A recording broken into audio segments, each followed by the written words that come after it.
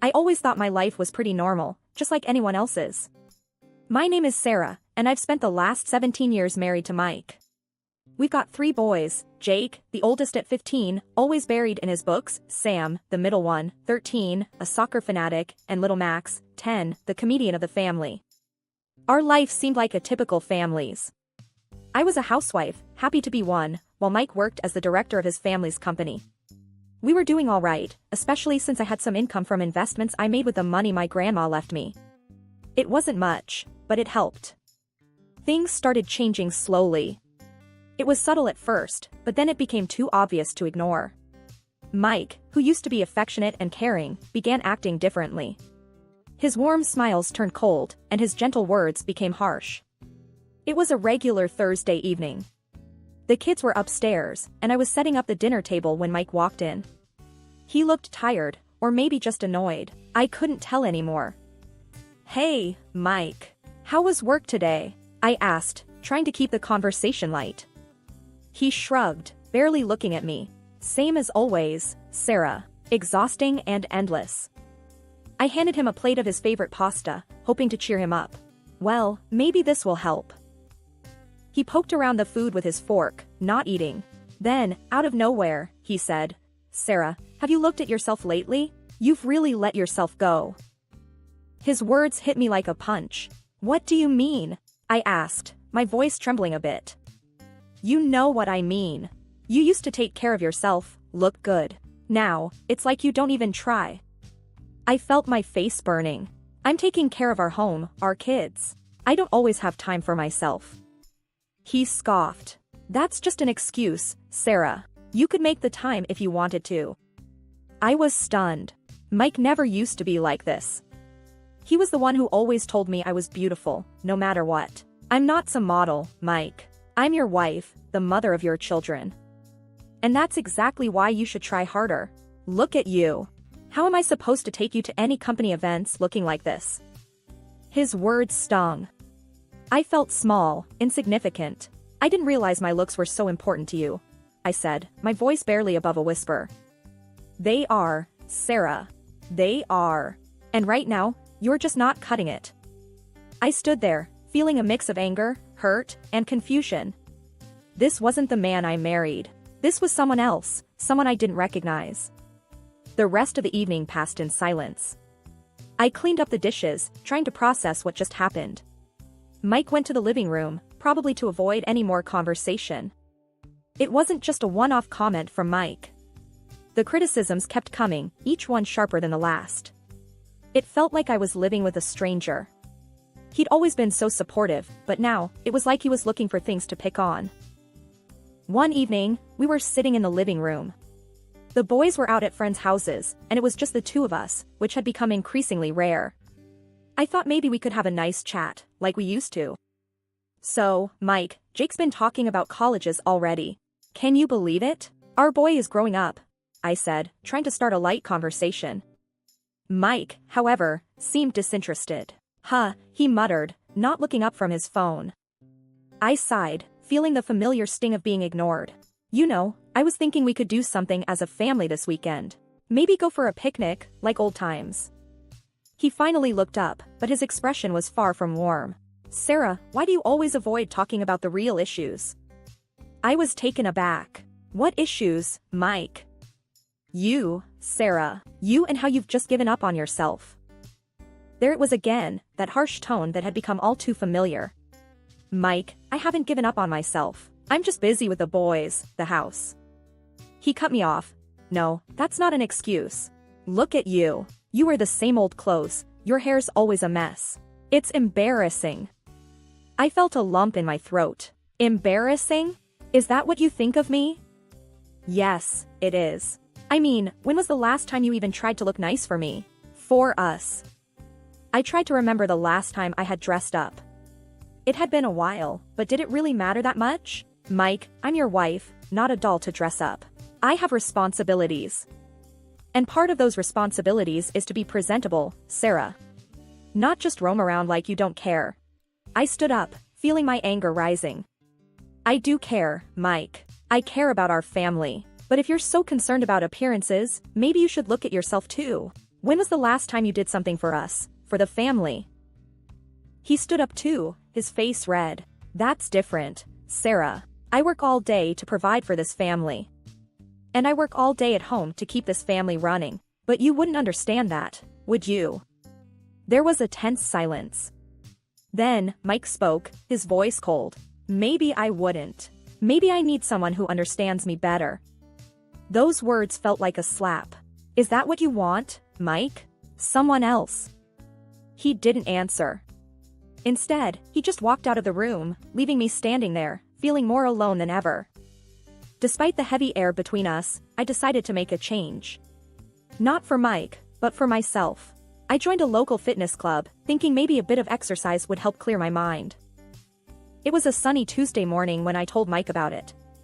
We were in the kitchen, he was getting ready for work, and I was fixing breakfast.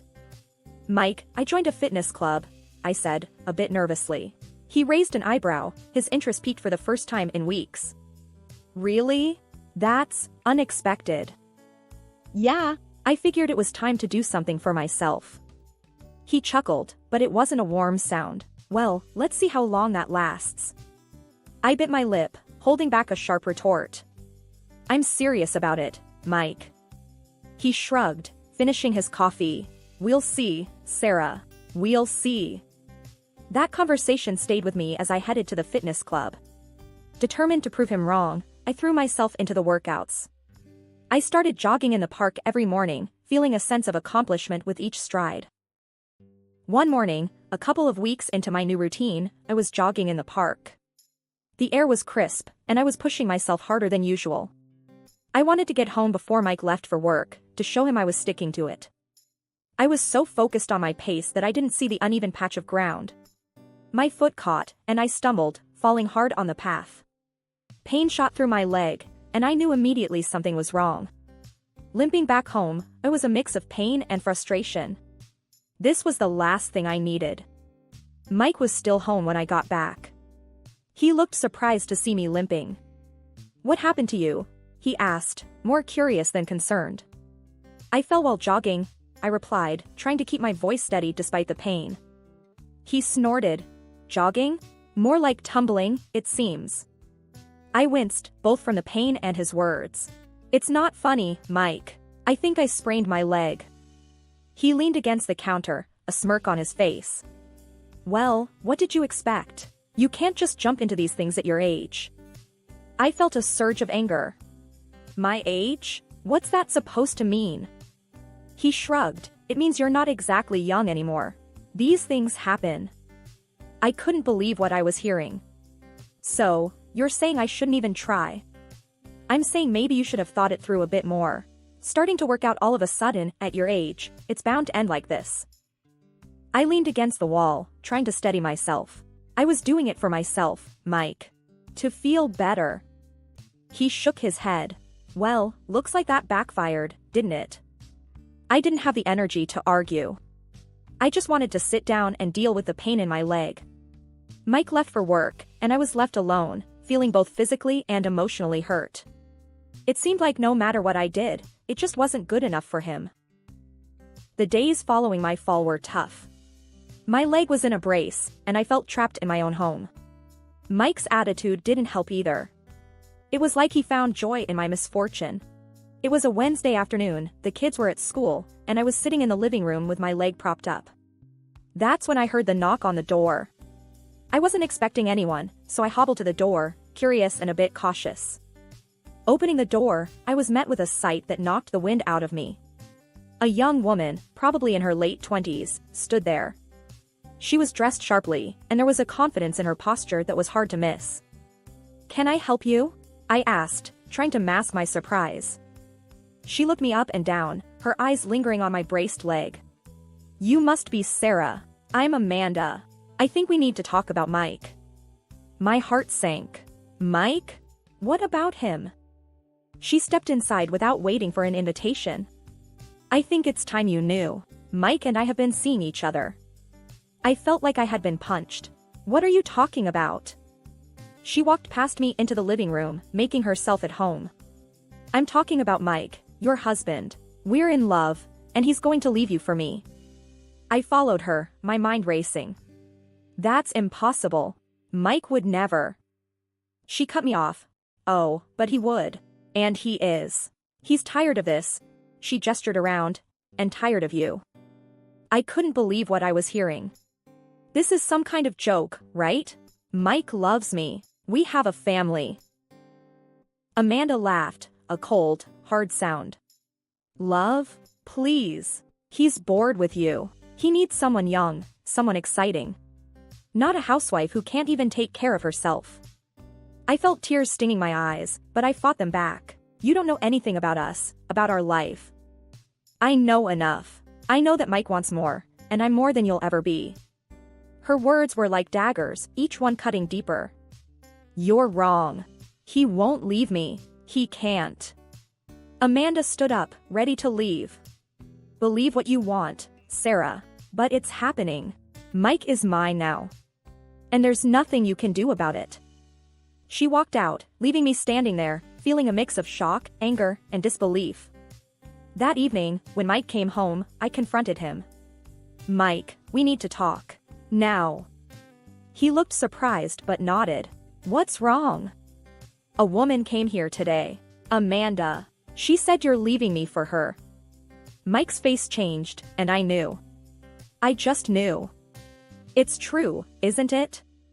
I whispered, the reality sinking in. He sighed, running a hand through his hair. Yes, it's true. I didn't know how to tell you. I felt numb. How long, Mike? How long have you been lying to me? It's not about the time, Sarah. It's about us, about what we've become. I shook my head, tears finally escaping. What we've become? You mean what you've made us become? He looked away, unable to meet my eyes. I'm sorry, Sarah. I never meant to hurt you. But I can't stay in this marriage. I need more. I looked at him, the man I had loved for so long, and felt nothing but emptiness. You want a divorce? He nodded. Yes, I do. It was like my entire world had crumbled in an instant. Mike, the love of my life, was leaving me for another woman. A woman who had the audacity to come to my home and tell me to my face. But in that moment, something inside me shifted. I wouldn't let this break me. I had my boys, and I had myself. Mike had made his choice, and now I had to make mine. I'll give you your divorce, Mike. But you're going to regret this. One day, you'll see what you've lost. He didn't say anything, just walked away. And I was left there, alone, but with a newfound determination. This wasn't the end for me. It was just the beginning. In the days after Mike dropped the bombshell, my mind was a whirlwind of emotions. Betrayal, anger, sadness, they all took turns controlling me. But amidst this chaos, a bold idea started to form. I wasn't going to be the victim in this story. One evening, as Mike and I sat awkwardly in the living room, a room that once echoed with laughter and love, I decided it was time to confront the future. Mike, we need to talk about the kids, I said, breaking the icy silence. He looked up, clearly uneasy. Yeah, I've been thinking about that too. I've made a decision, I continued, my voice steady. I'm going to move out. Mike's eyes widened. Move out? What about the boys? They're staying with you, I said firmly. He was taken aback. What? No, Sarah, you can't be serious. They need their mother. I leaned forward, my resolve unwavering. They also need their father, Mike. And you need to understand what it takes to be a parent. Full-time, not just weekends or holidays. Mike ran a hand through his hair, clearly frustrated. Sarah, this is crazy. You can't just dump the kids on me and walk away. I'm not dumping them, Mike. I'm giving you a chance to step up. To be the father they deserve. Mike stood up, pacing the room. And what about Amanda? How am I supposed to explain this to her? I shrugged. That's your problem, Mike. You chose her. Now you have to deal with the consequences. Mike stopped pacing and looked at me, desperation in his eyes. Sarah, please. Don't do this. It's not fair to the boys. I stood up too, meeting his gaze. What's not fair is what you're doing to us. You made your bed, Mike. Now you have to lie in it. He sank into the couch, defeated. I can't believe you're doing this. I felt a pang of sympathy, but I pushed it away. This was about more than just me and Mike now. It was about our boys and their future. I'll come to see them, talk to them, but they need to stay with you, I said, my voice softer. Mike nodded, resigned. Okay, Sarah, if that's what you think is best. I knew this was going to be hard, on all of us. But it was a decision that had to be made. For the first time in a long time, I felt like I was taking control of my life again. I talked to the children and told them about my plan. They approved it, and ever made suggestions. Perhaps I was too cruel to them and my husband, but I needed to fight back, including for the sake of my son's future. After moving out, I found myself in a small apartment, a stark contrast to the house I had called home for so many years. The space was quiet, too quiet at times, but it gave me a chance to think, to plan my next steps. It wasn't long before the first phone call came. I was sipping coffee one morning when my phone rang. It was Mike, and he sounded frazzled. Sarah, you need to take the kids. I can't do this, he blurted out as soon as I answered. I took a deep breath, trying to keep my voice steady. Mike, we agreed. They're staying with you. But Sarah, it's too much. I can't handle it. Work is hectic, and Amanda, she's not coping with them around, he explained, his voice tinged with desperation. I felt a twinge of satisfaction, but I pushed it away. You wanted a life with her, Mike. This is part of it. The boys are your responsibility too. Mike's frustration was palpable. They don't listen to me, Sarah. They're always asking for you. It's a mess here. That sounds like parenting, Mike. Welcome to my world for the past 15 years, I replied, a hint of gloating in my voice. There was a pause, then Mike said, I didn't think it would be this hard. Well, it is. You'll have to figure it out, just like I did. We ended the call shortly after, and I couldn't help but feel a sense of vindication. Mike was finally getting a taste of the life he had always taken for granted. The next call came a few weeks later, this time from Amanda. Her voice was high-pitched and frantic. Sarah, you have to take these kids. They're unbearable. They don't listen to anything I say. She practically screamed into the phone. I couldn't help but smirk. They're just being kids, Amanda. What did you expect? They're ruining our life, Sarah. Mike is always tired, and we never have any time together. It's like living in a zoo, she complained. I leaned back in my chair, enjoying the moment. Well, Amanda, maybe you should have thought about that before getting involved with a married man with 3 kids. Amanda huffed. This is your fault, Sarah. You should be taking care of them, not me. I shook my head, even though she couldn't see me. No, Amanda. This is the life you chose. You wanted Mike, and everything that comes with him. Deal with it. The call ended with Amanda cursing, and I couldn't help but laugh.